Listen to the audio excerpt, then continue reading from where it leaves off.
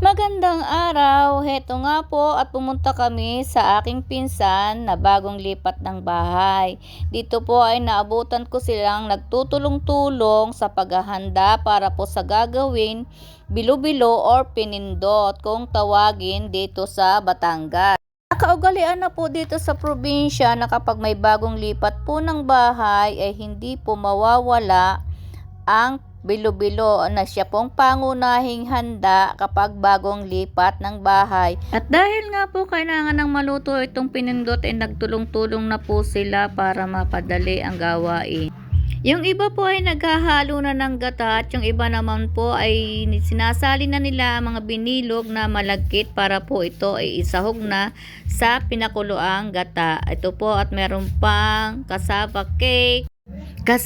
cake na dala po ng aking isa pang pinsan. At ito nga po, masaya po ang aming mga tiyahin at picture syempre, habang iba naman po ay abala sa pagluluto ng bilo-bilo. Ayan guys, thank you for watching.